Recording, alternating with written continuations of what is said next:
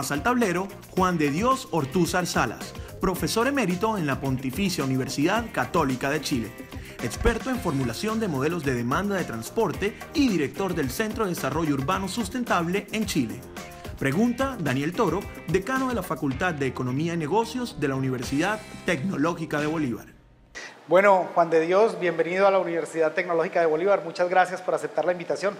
Gracias a ustedes, lo he pasado muy bien. Me alegra muchísimo.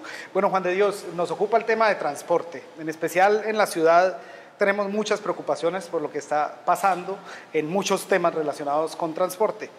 Uno de ellos que quisiera conversar contigo es sobre los BRTs, o Bus Rapid Transit, que son los sistemas de transporte tipo Transcaribe, y su sostenibilidad en el tiempo.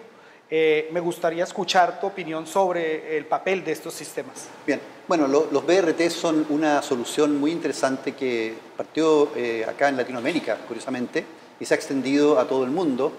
Acabamos de ver una presentación de Ari Hidalgo que mostraba cómo había crecido en forma muy importante. Los BRT son excelentes ¿en qué sentido? En que a un costo muchísimo menor que el de un metro proveen prácticamente la misma capacidad de transporte y la misma comodidad y la misma velocidad que un metro. Perfecto. Juan de Dios, y en ese sentido, el rol de los BRTs para ciudades intermedias como Cartagena y en su desarrollo futuro es, digamos, ser el transporte exclusivo del transporte masivo, o qué formas habría de interconectarlo con otros modos de transporte. Sí, mira, la verdad es que la definición de BRT precisa tiene una serie de reglas que va en pista exclusiva, que tiene una estación especial, que tiene una serie de cosas, pero sin embargo yo concibo los sistemas integrados, vale decir, yo preferiría que hubiera corredores de BRT que sirven a la parte más importante en número de pasajeros, en los lugares que tienen mayor densidad de pasajeros, pero que hubiera un sistema integrado adicional de alimentadores, que pueden ser no solamente buses, también pueden ser taxis colectivos, también pueden ser bicicletas, también pueden ser incluso acá en este país mototaxis que están bastante bien controlados, etc. Pero a mí me interesa el concepto de movilidad integrada. Perfecto. Juan de Dios, en tu presentación hacías unos comentarios muy interesantes sobre la peatonalización, por ejemplo, del centro histórico. ¿Qué beneficios podría tener eso para una ciudad como Cartagena? Bueno, eso es muy interesante porque Cartagena yo la concibo como una ciudad eminentemente turística, por lo menos el centro histórico. Yo conozco muy poquito, así que estoy hablando de algo que no corresponde quizás. Entonces, en ese centro histórico turístico, por su naturaleza, evidentemente que sacar los automóviles, cuando tiene un espacio, a mí tú me decías que era como 1 kilómetro cuadrado o algo por el estilo, absolutamente caminable o andable en bicicleta, yo le daría prioridad absoluta a los modos de transporte que llamamos activos y haría veredas más agradables, haría calles mucho más lindas, me dedicaría a dejar a los edificios a la vista, sin autos estacionados, etcétera. Y no sé, si hay gente que tiene automóvil y vive en la ciudad, a lo mejor habría que inventar alguna forma de cómo pueden estacionarse en algunos lugares, pero ojalá que no se vean. Esa sería la idea. Maravilloso, Juan. Una pregunta que creo que es muy pertinente para nosotros en este momento tiene que ver con el tema de la regulación en la circulación de vehículos particulares, con una medida que probablemente no tendría un nombre muy exitoso para Chile, ¿no? El pico y placa. En ese sentido, ¿tú crees que esa medida puede tener efectos positivos o negativos? ¿Cuál es el balance? Bueno, mira, nosotros con respecto a pico y placa, que se llama de distintas maneras, en Chile se llama restricción vehicular, tenemos la opinión, yo escribí un artículo con el profesor Víctor Cantillo de la Universidad del Norte, en que pico y placa es una medida muy cortoplacista, vale decir, funciona obviamente al principio, porque la gente tiene un automóvil y si le dicen que solamente puede usarlo 20% del tiempo, bueno, no le queda. Pero ¿qué pasa? La gente se compra otro automóvil, generalmente de menor calidad, más congestionador, menos bien mantenido, que probablemente conlleva más accidentes, y cuando le toca placa al otro, usa ese. Y lo que es peor aún es que probablemente alguien más en su familia, en los días que ninguno de los dos tiene placa, puede usar el otro también y se aumenta el uso del auto, lo cual al final, en el largo plazo, es una muy mala política. Juan, si tuvieras que darnos un ejemplo o unas recomendaciones más bien, de cómo abordar una agenda de investigación desde la universidad que ayude a tomar mejor las decisiones para lograr una movilidad sostenible, ¿qué recomendaciones nos darías? Sí. Mira, yo creo que a ustedes una de las cosas más importantes que les falta es tener buena información. Ustedes tienen excelente información del programa Cartagena Cómo Vamos, pero está en preguntas que son más bien de satisfacción de la ciudad como un todo y no de transporte específica. Tú estás hablando, imagino, de investigación de transporte. Así es. Yo creo que ustedes deberían tratar de conseguir, ya sea con el gobierno de acá o del gobierno nacional, hacer una encuesta adecuada de origen y destino, de movilidad de la ciudad, para poder tener datos duros que les permitan hacer una planificación adecuada.